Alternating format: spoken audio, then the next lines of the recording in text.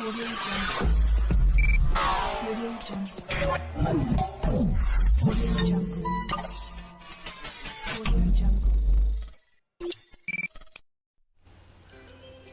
Assalamualaikum warahmatullahi wabarakatuh. Perkenalkan, nama saya Marilatul Fudla, NIM 19136026.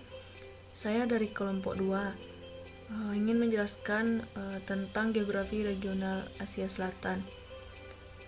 Untuk memenuhi tugas geografi regional dunia. Materinya yang pertama, bentuk Asia Selatan secara umum. Yang kedua, letak astronomis, batas dan luas negara-negara yang ada di Asia Selatan.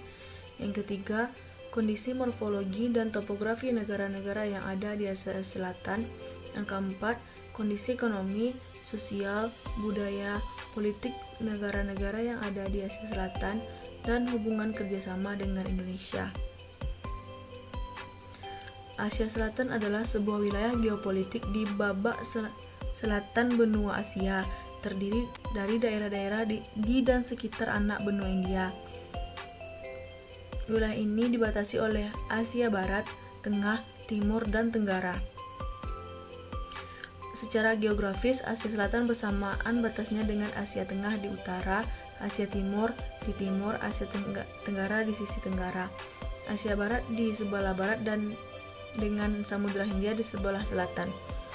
Pegunungan Himalaya adalah batas utara dan timur Asia Selatan, sedangkan Laut Arab dan Teluk Bengali adalah batas selatannya. Pegunungan Hindu di Kush di Afghanistan dan Pakistan Utara kebanyakan diasumsikan sebagai batas barat laut anak benua India. Secara geologis, sebagian agung kawasan ini diasumsikan sebagai anak benua karena mempunyai lempeng tektonik sendiri, yaitu lempeng India yang terpisah dari babak Eurasia lain dan dahulunya adalah benua kecil sebelum bertumbukan dengan lempeng Eurasia. Di Asia Selatan ini terdapat 8 negara, yaitu yang pertama yaitu Afghanistan dengan ibu kotanya Kabul, yang kedua Pakistan dengan ibu kotanya Islamabad, yang ketiga India dengan ibu kotanya New Delhi, yang keempat Maladewa dengan ibu kotanya Malé, yang kelima Sri Lanka dengan ibu kotanya Colombo, kemudian Bangladesh dengan ibu kotanya Dhaka, kemudian Bhutan dengan ibu kotanya Thimphu, dan Nepal dengan ibu kotanya Kathmandu. Mari kita bahas yang pertama, yaitu negaranya Afghanistan. Baiklah, yang pertama kita bahas tentang letak astronomis, batas, dan luas negara Afghanistan. Republik Islam Afghanistan dengan ibu kotanya Kabul adalah sebuah negara di Asia Tengah. Beliau kadang-kadang digolongkan sebagai bagian dari Asia Selatan atau Timur Tengah karena kedekatannya dengan plato Iran. Afghanistan bersamaan batasnya dengan Iran di sebelah barat, Pakistan di sebelah selatan dan timur, dan sebelah utaranya berbatasan dengan Turkmenistan, Uzbekistan, dan Tajikistan.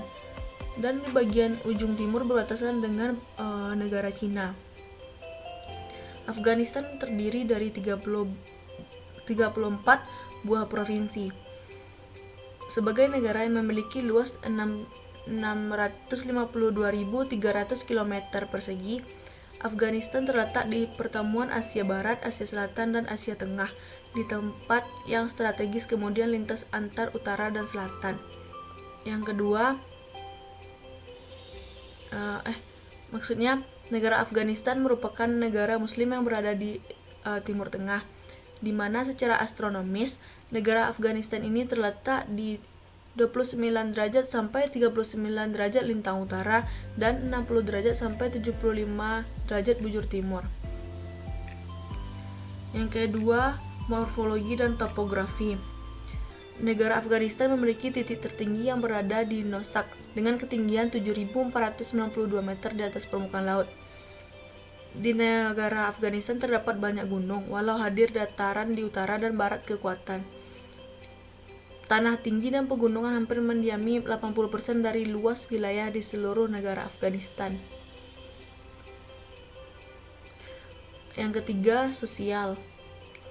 Pada bulan Juli 2002, jumlah penduduk di negara Afghanistan yaitu 27,75 juta jiwa, di mana etnis Pashto mendiami 40% dari jumlah penduduk negara Afghanistan, sedangkan etnis Tajik mendiami sebanyak 25%. Bahasa resmi yang digunakan yaitu bahasa Pashto dan bahasa Parsi. Yang keempat yaitu ekonomi. Afghanistan ialah sebuah negara yang relatif miskin, sangat bergantung pada pertanian dan peternakan. Negara Afghanistan merupakan negara di mana kondisi pertanian dan peternakan yang terbelakang dan dicantumkan sebagai salah satu negara yang paling tidak berkembang di dunia.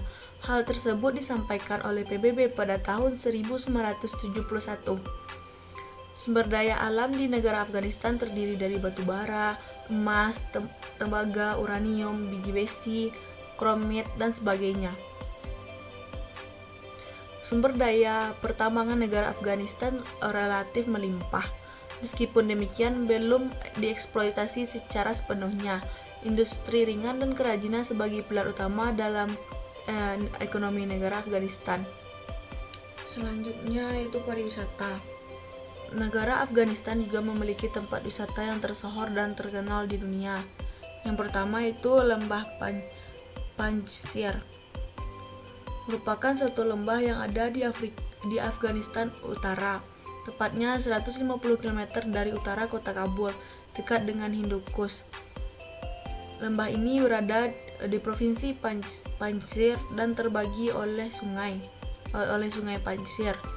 Lembah ini sebenarnya merupakan rumah untuk kurang lebih 300.000 penduduk di Afghanistan. Lembah ini menjadi pilihan pertama bagi warga Afghanistan ketika hendak pergi berlibur atau sekedar rekreasi. Yang kedua yaitu Museum Kabul. Dikenal juga dengan Museum Nasional Afghanistan. Museum ini merupakan dua bangunan yang berada 9 km sebelah barat daya dari pusat kota Kabul. Museum Kabul berada di bawah ekspansi yang besar sesuai dengan standar internasional, di mana ukuran museumnya besar, lebih besar dari taman yang ada di sekitarnya untuk pengunjung bersantai dan berjalan-jalan. Museum ini merupakan tempat catatan sejarah yang sangat berharga di Asia Tengah yang sudah dibangun sejak tahun 1920. Yang ketiga yaitu Ben Emir. Merupakan serangkaian 6 buah danau biru yang sangat jauh dari tengah jantung Afghanistan. Danau ini berada di kaki bukit Hindukush, yang mana merupakan pegunungan tertinggi kedua di dunia. Namun danau ini dikelilingi tebing kapur yang nyaris tidak ada vegetasi, sehingga membuat pemandangan di danau ini menjadi menakjubkan. Aliran air yang merembes perlahan melalui batu kapur dan melarutkan mineral utamanya yaitu kalsium karbonat. Selanjutnya, warna biru danau ini berasal dari udara yang bersih dan kemurnian air. Yang keempat yaitu Khyber Pass. Merupakan tempat yang penting di Afghanistan. Dikatakan penting sebab menjadi penghubung antara Pakistan dan Afghanistan. Bahkan tempat ini menjadi sejarah penting bagi rute perdagangan antara Asia Tengah dan Asia Selatan. Kemudian budaya. Banyak monumen bersejarah negara ini rusak dalam perang tahun-tahun terakhir. 2 unit patung Buddha Bamiyan yang terkenal di provinsi Bamiyan dihancurkan Taliban karena diasumsikan sebagai lambang agama lain. Dan juga orang Afghanistan dikenal sebagai penunggang kuda. Olahraga yang terkenal yaitu seperti buzkashi yang terkenal di sana. Kemudian selanjutnya politik. Kini sebuah pemerintah sementara telah didirikan, diketuai oleh Presiden Hamid Karzai. Kebanyakan bagiannya dari aliansi utara dan campuran dari daerah dan golongan etnis lainnya yang terbentuk dari pemerintahan transisi oleh Loya Jirga, mantan Raja Zahir Shah yang kembali ke negeri, namun tak dikembalikan lagi sebagai raja dan hanya menjalankan kekuatan seremonial terbatas. Kemudian kerjasama Indonesia dengan Afghanistan. Kerjasama bilateral khususnya dalam sektor industri kecil dan menengah. Selain itu, kerjasama dalam sektor agrikultur, infrastruktur, eksplorasi mineral, dan tekstil. Kerjasama dalam bidang perdamaian, di mana Indonesia siap untuk berbagi pengalaman utamanya yang berhubungan dengan rekonsiliasi untuk perdamaian. Kemudian selanjutnya yaitu negara Bangladesh. Kemudian yang dibahas yaitu letak astronomis, batas, dan luas negara Bangladesh. Republik Rakyat Bangladesh yaitu sebuah negara di Asia Selatan yang berbatasan dengan India di bagian barat, timur dan utara, Myanmar di bagian tenggara, serta Teluk Benggala di bagian selatan. Bangladesh adalah sebuah negara yang secara geografisnya terletak di benua Asia Selatan. Secara astronomisnya, Bangladesh berada di antara 21,69 derajat sampai 26,64 derajat lintang utara dan 87,9 derajat sampai 92,46 derajat bujur timur. Negara yang memiliki luas wilayah sebesar 148.460 km persegi. Yang kedua yaitu morfologi dan topografi. Bangladesh terletak di delta Sungai Gangga Brahmaputra. Delta ini terbentuk oleh pertemuan Sungai Gangga, Brahmaputra, Meghna, dan anak-anak sungai yang mengadakan komunikasi dari Himalaya. Yang ketiga yaitu sosial. Jumlah penduduk Bangladesh diperkirakan berkisar selang 142 sampai 159 juta, sehingga menjadikannya negara dengan jumlah penduduk terbesar ke-7 di dunia.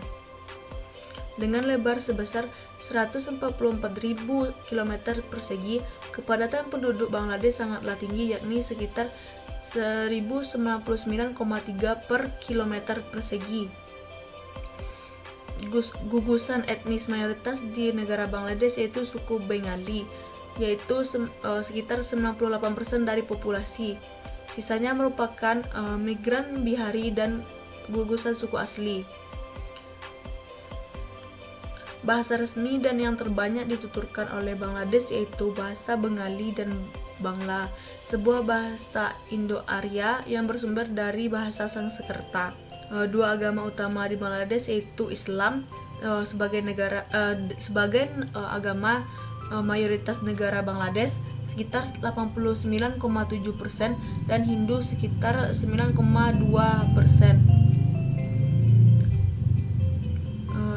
Kemudian ekonomi. Bangladesh masih merupakan negara berkembang meski telah dilakukan usaha berlanjut untuk meningkatkan prospek ekonomi dan demografi. Meski 2/3 penduduk Bangladesh yaitu petani, semakin dari 3/4 penerima ekspor Bangladesh bersumber dari industri garmen. Kemudian pariwisata. Yang pertama yaitu St. Martin's Island. Tempat wisata ini adalah sebuah pulau kecil yang memiliki luas sekitar 8 km. Lokasi tempatnya berada di bagian timur Teluk Benggala. Yang kedua yaitu Inani Beach. Tempat wisata yang kedua yaitu Inani Beach ini sering disebut dengan Pantai Enani, yang tepi pantainya memiliki luas sekitar 18 km yang terletak di Uhia Upazila, atau lebih tepatnya wisata ini berada di kota Cox's Bazar, Bangladesh. Tempat ini juga terkenal dengan banyaknya batu karang yang sangat runcing dan tajam.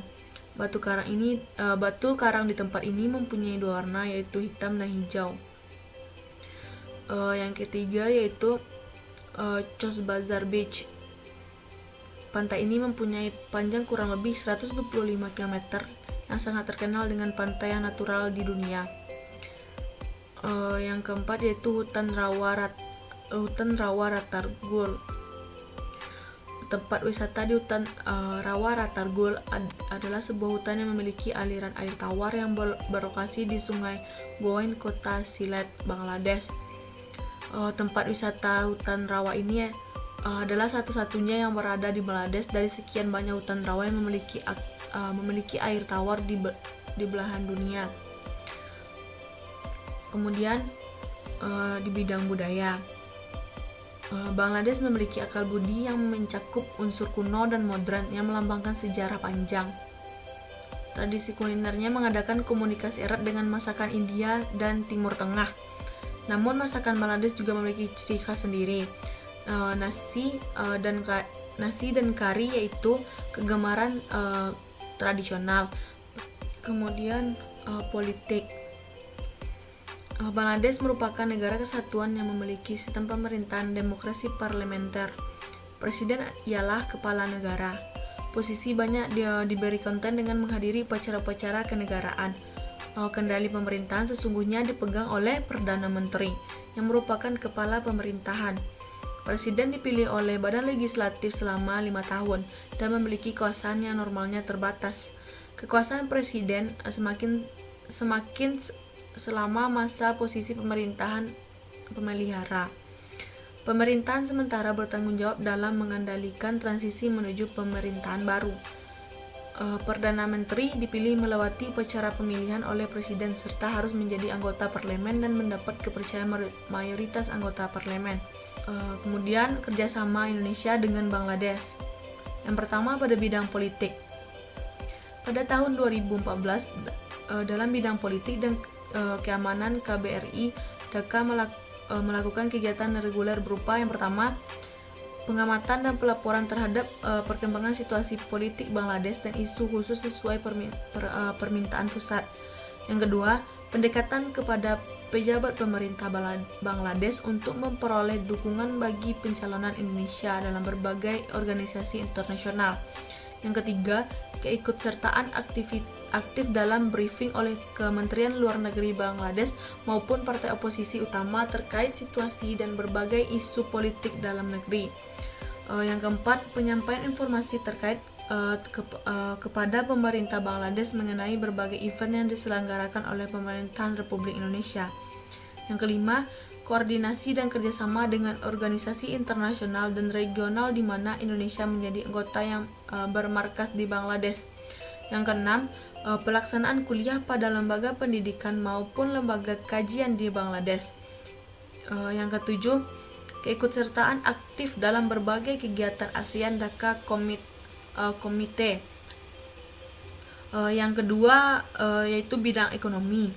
KBRI Dhaka terus aktif dalam upaya untuk terus mendorong dan mendukung sekaligus memfasilitasi secara maksimal setiap upaya promosi dan peningkatan hubungan.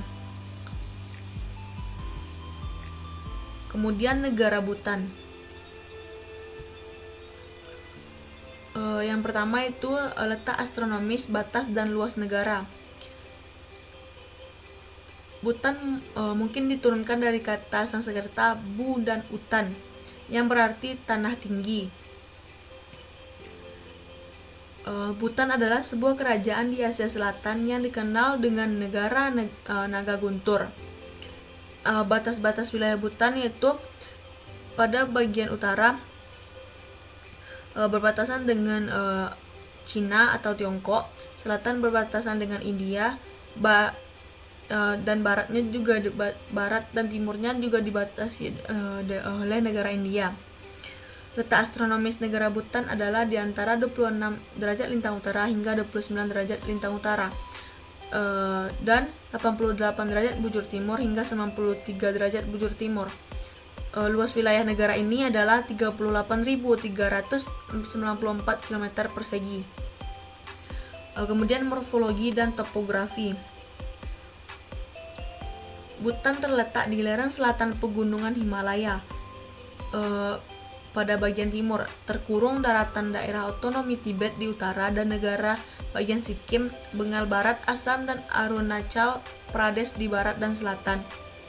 Negara Bhutan sebagian besar terdiri dari pegunungan terjal yang tinggi dan saling silang dengan jaringan sungai yang berbentuk lembah-lembah dalam sebelum mengalir ke India. Kemudian sosial. Penduduk Bhutan pernah diperkirakan sebagian juta telah dikurangi oleh pemerintahan Bhutan sampai 750.000 setelah sebuah sensus di awal 1990-an. Sebuah sensus lanjutan yang dilakukan pada Juni 2005 mengurangi jumlah penduduk lebih lanjut, yaitu 672.425. Kepadatan kependudukannya yaitu 45 km persegi, menciptakan Bhutan negeri paling jarang penduduknya di Asia.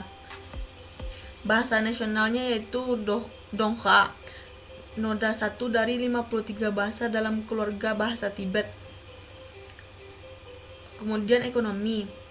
Meski dibuat sebagai noda 1 yang terkenal di dunia, ekonomi Bhutan telah dibuat sebagai bertambah sempurna pesat sekitar 8% pada tahun 2005 dan 14% pada tahun 2006. Sektor industri amat minim, produksinya termasuk macam industri rakyat. Sebagian besar proyek pembangunan seperti konstruksi perlintasan bersandar pada buruh kontrak India. Kemudian di bidang pariwisata, yang pertama yaitu Punakha Kazong. Di sini kita bisa hanyut terbawa kehidupan para biksu lengkap dengan beragam arsitektur serta peninggalan suci dari silsilah Drukpa. Yang kedua yaitu Rinpung Zong. Dibangun pada abad ke-16, tempat ini merupakan benteng terbesar yang ada di Bhutan. Yang ketiga itu Dochula Pass. Banyak alasan untuk datang ke tempat ini yang identik dengan 108 stupa di dalamnya. Stupa tersebut dibangun untuk mengenang tentara Bhutan yang tewas dalam perang melawan pemberontak dari India. Selain nilai sejarahnya, tempat ini mempunyai landscape yang sangat memukau. Yang keempat yaitu Chomol Hari. Merupakan jalur Chomol Hari yang berada di ketinggian 5.000 meter di atas permukaan laut. Sepanjang perjalanan akan dilalui oleh hutan rhododendron dan aliran glasial. Kemudian budaya. Nasi dan lebih banyak lagi jagung yaitu makanan pokok negeri itu. Makanan di perbukitan kaya akan protein sebagai konsumsi daging, khususnya unggas dan daging sapi. Dan memang hampir semua susu dibuat sebagai mentega dan keju. Ini adalah contoh minuman yang terkenal, yaitu teh mentega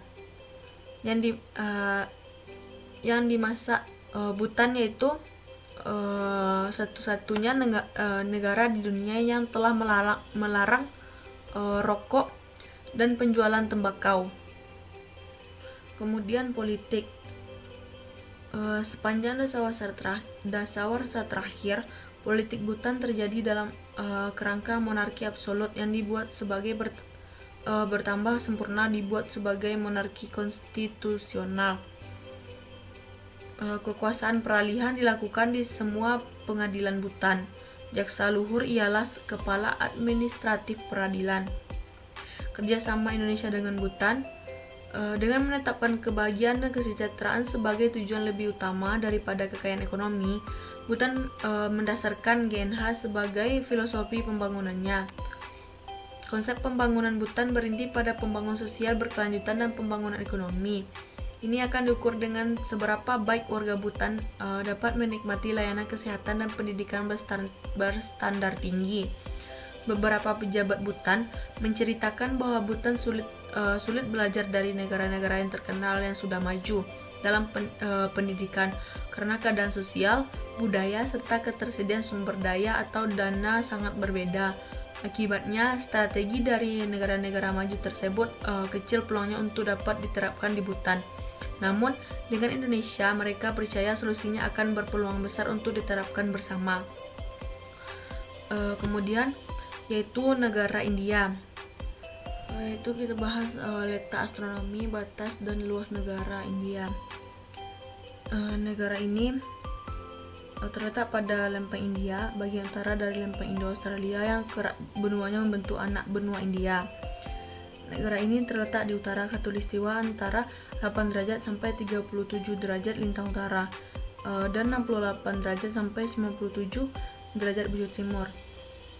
India adalah negara terbesar ke-7 di dunia dengan luas total 3.287.263 km persegi. Batas-batas negaranya yaitu pada bagian barat berbatasan dengan Pakistan, Cina, dan Nepal. Pada bagian utara, dan pada bagian timur berbatasan dengan Myanmar atau Burma. Pulau terluar India, Andaman, dan Nicobar berbagi perbatasan laut dan Pulau Sumatera di Indonesia. Morfologi dan topografi. Pegunungan di India adalah Himalaya dengan puncak tertinggi Gunung Everest, yaitu sekitar 8.848 meter. Dataran rendahnya terdapat di sekitar Sungai Gangga, Sungai Indus, dan Sungai Brahmaputra. Sungai Gangga merupakan sungai terpanjang yang bermula di India. Kemudian sosial. Demografi India sangat beragam. Populasi India dianggarkan sekitar 1,13 miliar jiwa, yang merupakan 1/6 dari masyarakat dunia. Bahasa Hindi adalah bahasa resmi di India selain bahasa Inggris, dan bahasa ini merupakan salah satu bahasa dengan banyak penutur terbanyak di dunia setelah bahasa Tionghoa dan bahasa Inggris. Bahasa ini merupakan saudara kembar bahasa Urdu. Islam adalah agama terbesar kedua di India. Selebihnya menganut agama Protestan, Katolik, Buddha, Jainisme, Sikh, dan Yahudi. Kemudian bidang ekonomi. India memiliki ekonomi yang berada dalam urutan ke-10 dalam konversi mata uang. Dia memiliki rekor ekonomi dengan pertumbuhan tercepat sekitar 8% pada tahun 2003. Pertanian di India merupakan negara agraris. 80% penduduknya hidup dari pertanian di dataran rendah Gangga, dataran tinggi Deccan, dan daerah Assam. Hasilnya antara lain padi, jagung, gandum, sorghum, teh, kapas, dan sebagainya. Peternakan, ternak utama yang dibudidayakan yaitu sapi, kambing, dan biri-biri di dataran tinggi Deccan. Ternak gajah dan kerbau terdapat di lembah Hindustan. Kemudian pariwisata. Yang pertama yaitu Taj Mahal. Seperti yang kita tahu, Taj Mahal selain menjadi salah satu keajaiban dunia, di sisi lain menjadi monumen cinta termegah di dunia dan makam termegah di dunia, sekaligus situs warisan dunia UNESCO. Yang kedua yaitu Agra Fort, yang disebut juga dengan Benteng Agra, memiliki daya tarik sebagai tempat wisata di India yang menyajikan view arsitektur bangunan istana khas kerajaan Mughal. Selain itu, di dalam Benteng Agra terdapat area taman yang tertata secara baik. Benteng Agra juga memiliki status sebagai situs warisan dunia UNESCO. Yang ketiga itu Varanasi, disebut juga dengan Benares, merupakan pusat ilmu pengetahuan sejak 700 Masehi. Faktanya banyak universitas ternama yang ada di kota tersebut. Yang keempat, Ellora Chavez, yang adalah gua buatan yang dibangun sejak abad ke-5 Masehi. Selain itu, Gua Ellora adalah situs arkeologi yang mencerminkan perdamaian serta kerukunan antar umat beragama. Kemudian budaya. Yang pertama yaitu Holi. Holi adalah festival warna, merupakan festival awal musim semi yang dirayakan di negara-negara beragama Hindu. Salah satunya yaitu India. Yang kedua, pernikahan tak lazim. Di Punjabi, India, ada tradisi pernikahan aneh yang tak lazim, yaitu sekelompok laki-laki melakukan kesepakatan untuk menikahi seorang wanita, dan mereka menentukan pembagian hari dan malam apa untuk menggauli wanita tersebut. Yang ketiga yaitu sati, atau tradisi bakar diri di India. Istilah sati di India berasal dari kisah Dewi Sati yang dikenal dengan nama Dakshayani. Ia dikenal karena pengorbanannya dengan terjun ke dalam api karena tak mampu menahan penghinaan ayahnya terhadap suaminya. Yang keempat yaitu Mahakumbha atau mandi penghapusan dosa. Mahakumbha menjadi salah satu ritual unik di India. Ini adalah ritual mandi telanjang untuk penghapusan dosa yang dilakukan setidaknya sekali dalam kurun waktu 12 tahun. Kemudian politik. Sekularisme merupakan ideologi kontemporer yang dijadikan ideologi negara bagi India, di samping merupakan ideologi partai Kongres yang berkuasa pada awal kemerdekaan. Dalam pemerintahan yang sekuler, negara memisahkan urusan politik dari unsur-unsur agama sehingga tidak terjadi politisi agama, menghindari terjadinya komunalisme serta menjalankan proses modernisasi. Kemudian kerjasama Indonesia dengan India. Di bidang ekonomi, kedua Menteri Luar Negeri sepakat untuk meningkatkan upaya bersama dalam mencapai target perdagangan bilateral sebesar 50 miliar USD pada tahun 2025. Hal ini dilakukan melalui upaya untuk membuka lebih besar akses pasar bagi produk ekspor potensial kedua negara. Kemudian negara Maladewa. Letak astronomis, batas dan luas negara Maladewa. Letak astronomis negara Maladewa adalah di antara 1 derajat lintang selatan hingga 8 derajat lintang utara dan 72 derajat bujur timur hingga 74 derajat bujur timur. Luas wilayah negara Maladewa adalah 90.000 km persegi, membuatnya menjadi salah satu negara paling tersebar. Batas-batas wilayah negara Maladewa seperti yang dapat kita lihat, batas utaranya berbatasan dengan negara India, sedangkan yang lainnya berbatasan dengan Samudra Hindia seperti bagian selatan, barat, dan bagian timur. Morfologi dan topografi. Republik Maladewa adalah sebuah negara kepulauan yang terdiri dari kumpulan atol di Samudra Hindia. Atol adalah suatu pulau koral yang mengelilingi sebuah laguna. Tinggi rata-rata permukaan tanah di Maladewa adalah 1,5 meter di atas permukaan laut. Hal ini menjadikannya negara dengan permukaan terendah di seluruh dunia. Puncak tertinggi Maladewa hanya 2,3 meter di atas permukaan laut, sehingga negara ini juga dikenal sebagai negara yang memiliki puncak tertinggi paling rendah di dunia. Sosialnya, kelompok etnis terbesar adalah Divesi. Di masa lalu ada sedikit populasi Tamil yang dikenal sebagai orang Giravaru. Kelompok ini sekarang hampir sepenuhnya berbaur dengan masyarakat Maladewa yang lebih besar, meski dulunya adalah penduduk asli Gulau Giravaru. Setelah periode Buddha yang panjang dalam sejarah Maladewa, para pedagang Islam memperkenalkan Islam. Orang pribumi Maladewa mulai memeluk Islam pada pertengahan abad ke-12. Bahasa resmi dan umum dipakai di Maladewa adalah Divesi. Bahasa Indo-Arya yang memiliki beberapa kesamaan dengan Elu, bahasa Sinhala kuno.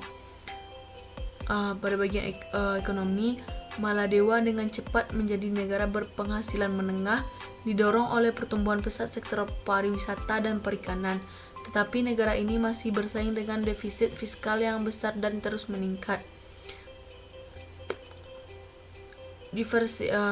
Diversifikasi ekonomi di luar pariwisata dan perikanan, reformasi keuangan publik, peningkatan kesempatan kerja, dan pemberantasan korupsi, kronisme, dan masalah narkoba yang terus berkembang adalah tantangan jangka pendek yang dihadapi oleh pemerintah. Selama jangka panjang, otoritas Maladewa khawatir tentang dampak erosi dan kemungkinan pemanasan global di dataran rendah mereka. Kemudian bidang pariwisata. Yang pertama yaitu Pulau Kokwa, mempunyai pasir putih membentang luas, disertai suara deburan ombak, menjadi daya tarik tersendiri bagi para wisatawan. Maladewa memang memiliki beragam pantai yang layak disebut dengan surga. Pantai ini adalah pantai langganan bagi para turis yang datang ke Maladewa. Yang kedua, Pulau Fado. Pulau yang populasi penduduknya kurang lebih 500 orang ini terkenal dengan pesona alam yang memikat. Sebuah fenomena alam yang menjadi daya tarik bagi wisatawan adalah adanya fitoplankton yang bersifat memancarkan cahaya yang cukup terang. Yang ketiga yaitu Museum Nasional Maladewa. Di sini bisa disaksikan beraneka ragam peninggalan bersejarah masa kerajaan Buddha. Untuk bagian dindingnya dihiasi oleh tulisan Al-Quran yang dibuat dengan tangan dan masih terjaga dengan baik hingga saat ini. Yang keempat yaitu Galeri SJI. Bangunan ini berdiri pada tahun 1870. Di sini akan disuguhi dengan banyaknya lukisan modern dan tradisional, termasuk ukiran panel kayu antik yang sudah diawetkan. Kemudian budaya. Dikenal punya wisata kepulauan indah, Maladewa merupakan sebuah negara dengan penduduk mayoritas muslim. Berkaitan dengan Hari Raya Idul Fitri, di Maladewa ada tradisi sendiri dalam menyambut lebaran yang mereka sebut dengan Kuda Eid atau Fitru Eid. Kuda Eid merupakan awal dari bulan Syawal sekaligus akhir Ramadan. Kemudian politik. Situasi politik di negara Asia Selatan itu sungguh mulai panas sejak Nasheed dipaksa mundur di tengah konflik pada tahun 2012. Setahun kemudian, Yamin mengalahkan Nasheed dalam pemilu presiden. Kemudian kerjasama Indonesia dengan Maladewa. Yang pertama, sebagai sesama negara anggota Oki dan GNB, Maladewa memiliki persamaan persepsi dengan Indonesia dalam memandang berbagai masalah regional dan internasional. Yang kedua, kunjungan-kunjungan resmi dan tidak resmi menteri-menteri kabinet dan pejabat-pejabat tinggi Maladewa ke Indonesia semakin mempererat hubungan bilateral kedua negara. Yang ketiga, tim Badan Kerjasama Antar Parlemen DPR RI tahun 2009 telah mempererat hubungan kedua negara dengan melakukan kunjungan ke Maladewa. Yang keempat, pemerintah Indonesia juga memberikan kesempatan bagi para pejabat pemerintah Maladewa untuk mengikuti pendidikan dan latihan jangka pendek di bawah program KTNB. Di samping beasiswa bagi beberapa pelajar Maladewa untuk mendalami ilmu di Indonesia di bidang pariwisata atau perhotelan selama beberapa bulan. Yang kelima, pemberian bebas visa on arrival oleh pemerintah Indonesia kepada Maladewa yang berkunjung ke Indonesia sejak pertengahan tahun 1993 sebagai hasil kunjungan Menteri Riset Dr. Habibie ke Maladewa. Yang keenam, dalam konteks hubungan bilateral di bidang ekonomi, volume perdagangan antara Indonesia dan Maladewa masih sangat relatif kecil, baik dari jumlah maupun nilainya. Yang ketujuh, terdapat sekitar 1.300 WNI yang bekerja di Maladewa. Kemudian negara Nepal. Letak astronomis, batas dan luas negara Nepal. Republik Demokratik Nepal adalah negara terkurung daratan di kawasan Asia Selatan. Batas-batas wilayah negara Nepal pada bagian utara berbatasan dengan Tiongkok atau Cina, sedangkan pada batas selatan, timur, dan baratnya berbatasan dengan provinsi India. Maksudnya negara India. Nepal terdiri dari 7 provinsi. Luas wilayah negara Nepal adalah 147.181 km persegi. Nepal terletak di benua Asia. Letak astronomis negara Nepal di antara 26 derajat lintang utara hingga 31 derajat lintang utara dan 80 derajat bujur timur hingga 89 derajat bujur timur. Morfologi dan topografi. Dataran rendah selatan atau terai yang berbatasan dengan India adalah bagian dari tepi utara dataran Indo-Gangga. Terai adalah dataran rendah yang terdapat di beberapa perbukitan. Dataran terbentuk dan dialiri oleh 3 sungai Himalaya yang besar, yaitu Kosi, Narayana, dan Karnali. Kemudian sosial. Penduduk mayoritas Nepal dikenal sebagai etnis Nepali. penduduk warga negara ganda, dan ekspatriat juga dapat mengklaim identitas Nepali. Mayoritas populasi Nepal beragama Hindu dan Siwa dianggap sebagai dewa pelindung negara. Nepal adalah rumah bagi kuil dewa Siwa yang terkenal, yaitu kuil Pasupatinath. Kemudian ekonomi. Perkembangan ekonomi di Nepal telah menjadi rumit dan dipengaruhi oleh perubahan konstan dalam skenario politik yang berkisar dari monarki hingga federal demokratik saat ini, serta ditambah kondisi geografi yang rumit mengakibatkan pertumbuhan ekonomi di Nepal sangat lambat. Pertanian tetap menjadi kegiatan ekonomi utama Nepal, mempekerjakan sekitar 65% dari populasi dan menyumbang 31% pada angka PDB. Basis industri Nepal terbatas. Sebagian besar industri didasarkan pada bahan baku pertanian atau tergantung pada berbagai bahan impor yang sebagian besar berasal dari India. Kemudian bidang pariwisata. Yang pertama yaitu Gunung Everest. Wilayah Everest umumnya tidak dianggap sebagai wilayah paling indah di negara ini untuk trekking, tetapi daya pikat Everest menarik pendaki dalam jumlah besar. Yang kedua yaitu Lumbini. Secara umum, Lumbini merupakan tempat ziarah umat Buddha yang terletak sekitar 250 km dari Kathmandu. Yang ketiga yaitu Kathmandu. Kathmandu adalah merupakan ibu kota Nepal yang memiliki suasana ramai dengan aroma dupa berembus dari toko-toko, sementara penjual jalanan mendorong dagangan mereka dan orang-orang menjalani kehidupan sehari-hari mereka. Kemudian yang keempat yaitu Nagarkot, yang merupakan tempat yang sempurna untuk para wisatawan yang ingin merasakan keindahan dan keagungan Himalaya tanpa aktivitas fisik yang berat. Kemudian yaitu bidang budaya.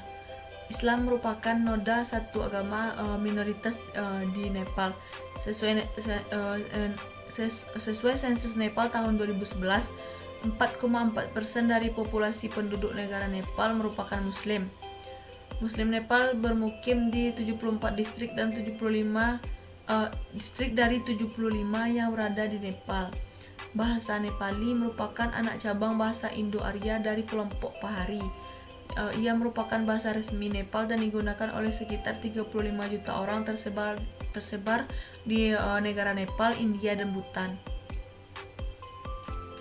Bahasa Nepali di India dipakai di utara Benggala Barat, terutama distrik Darjeeling.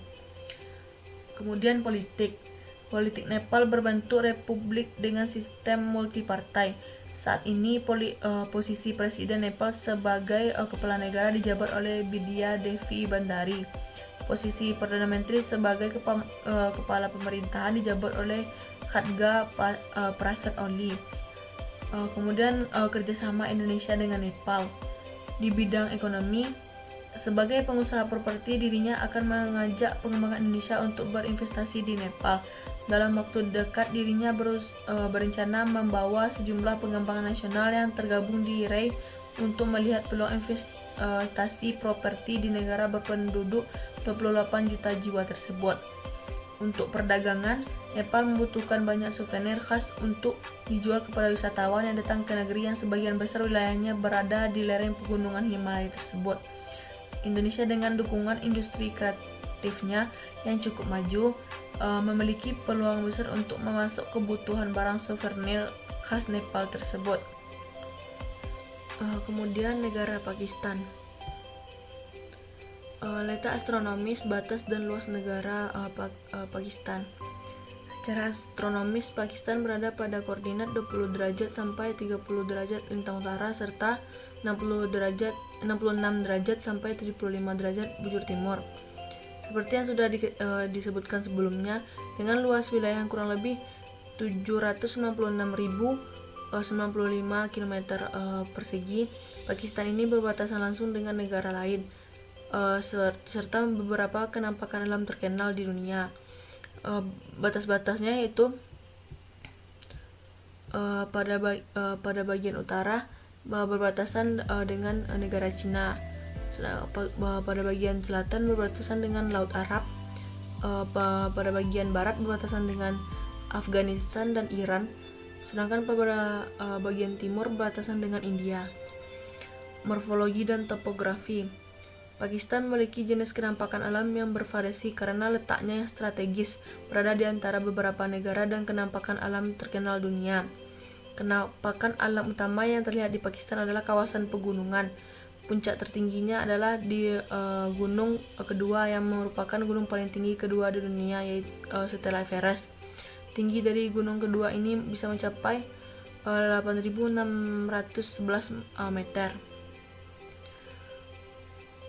Pada bidang sosial, Pakistan merupakan negara dengan jumlah penduduk terbanyak ke-6 di dunia dengan jumlah populasi sebesar 201.995.540 jiwa. Pertumbuhan penduduknya sebesar 2,3% per tahun. Jumlah populasi penduduk Pakistan yang begitu besar terdiri dari 4 kelompok etnis, yaitu etnis Punjab, Sindh, Pashtun, dan Baloch. Mayoritas agama yang dianut oleh penduduknya adalah agama Islam. Jumlahnya mencapai 97% dari jumlah keseluruhan penduduk Pakistan. Mayoritas agama yang dianut penduduknya Islam. Yang selain itu beberapa bahasa yang digunakan penduduknya yaitu bahasa Punjabi, bahasa Pashto, bahasa Sindhi, dan beberapa bahasa lainnya. Kemudian ekonomi. Dari segi perekonomiannya, negara Pakistan memiliki PDB dengan jumlah 988,2 miliar US dollar. Sedangkan pendapatan per kapita penduduknya sebanyak 5.100 US dollar di tahun 2016. Sektor pertanian juga memainkan peran penting bagi perekonomian Pakistan. Hasil pertanian utamanya adalah padi, kapas, dan gandum. Kemudian sektor pariwisata. Yang pertama itu Masjid Faisal. Adalah masjid terbesar di Pakistan yang terletak tepat di ujung utara Faisal Avenue di ibu kota Pakistan, Islamabad.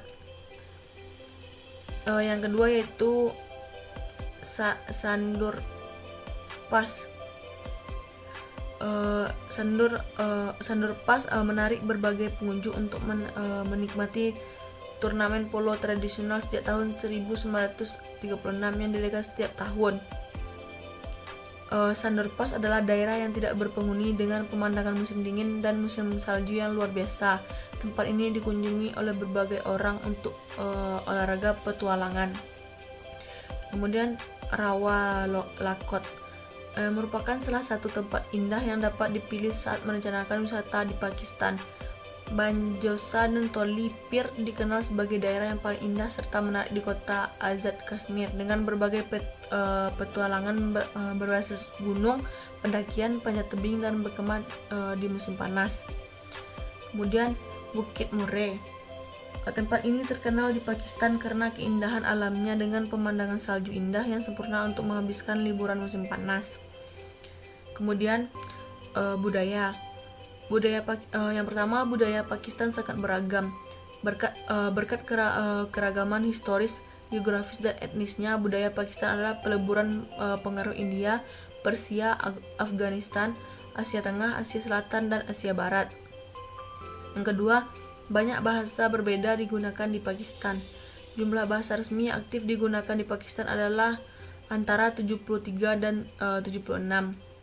Yang ketiga, orang-orang ramah terhadap segregasi gender masih ada. Karena pengaruh Islam dan kesukuan, wilayah non-urban Pakistan memiliki berbagai tingkat pemisahan gender. Sementara kota-kota besar juga memiliki ekspektasi konservatif dalam hal interaktif antara pria dan wanita. Keempat, ikatan keluarga kuat di Pakistan. Keluarga pertama datang di Pakistan karena nilai-nilai agama, budaya, ekonomi, dan sosial. Masyarakat Pakistan tidak dipimpin oleh individualisme melainkan oleh kolektivisme. Yang kelima, orang Pakistan suka olahraga, terutama kriket. Kriket mungkin adalah olahraga yang diperkenalkan ke Pakistan oleh Inggris, tetapi hari ini negara ini tidak hanya membuatnya sendiri, tetapi juga telah mengangkat salah satu tim kriket terbaik dunia. Kemudian politik. Pakistan memiliki ibu kota negara di Islamabad. Sistem pemerintahan yang dianut oleh Pakistan sebenarnya adalah sistem Republik Federal Parlementer. Di Pakistan sendiri memiliki 4 daerah federal serta 4 provinsi. Sistem pemerintahan ini memiliki presiden sebagai kepala negara, sedangkan kepala pemerintahan Pakistan adalah Perdana Menteri. Kemudian kerjasama Indonesia dengan Pakistan. Bahwa dalam 4 tahun terakhir volume perdagangan bilateral mengalami peningkatan besar dari 2,1 miliar US dollar pada tahun 2016 menjadi 3,1 US dollar pada tahun 2018 yang dinilai sebagai pencapaian signifikan. Media Pakistan menilai sukses inisiatif KBRI untuk mendorong peningkatan arus wisatawan Pakistan ke Indonesia melalui program Familiarization Trip Wonderful Indonesia. Di bidang pendidikan, saat ini banyak pelajar Pakistan yang terdaftar di berbagai universitas di Indonesia. Jumlah pemuda Indonesia yang masuk ke universitas Pakistan juga meningkat, dan bahkan pelajar perempuan Indonesia lebih memilih belajar di institusi pendidikan tinggi Pakistan. Kemudian negara Sri Lanka. Letak astronomis, batas, dan luas negara. Letak astronomis negara Sri Lanka adalah di antara 5 derajat lintang utara hingga 10 derajat lintang utara, dan 79 derajat bujur timur hingga 82 derajat bujur timur. Luas wilayah negara Sri Lanka adalah 65.610 km persegi. Sri Lanka berada di kawasan Asia Selatan. Sri Lanka terpisah dengan daratan subbenua India oleh Teluk Mannar dan Selat Pak. Perbatasan negara Sri Lanka itu sebelah utara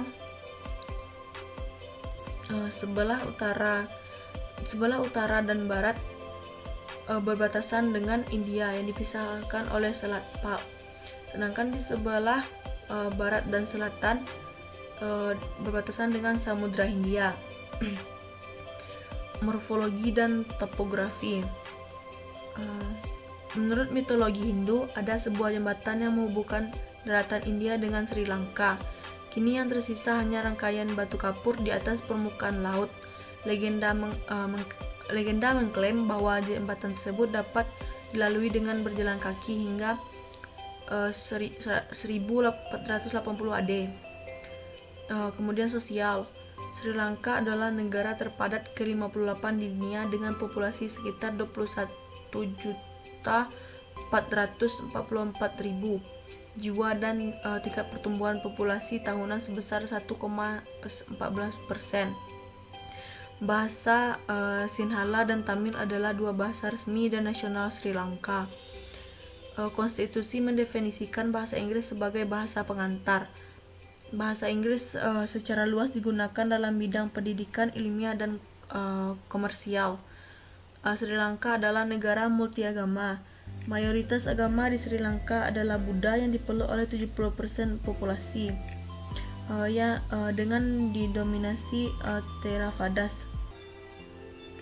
Ekonomi. Sri Lanka mengandalkan perekonomiannya pada ekspor pertanian. Sektor pertanian ini menyerap hampir separuh jumlah tenaga kerja yang ada di seluruh dunia. Sektor lain yang menyumbang PDB yaitu perdagangan, industri, transportasi, komunikasi, dan konstruksi. Di bidang pertanian, negara ini dikenal sebagai negara pengekspor teh terbesar kedua di dunia.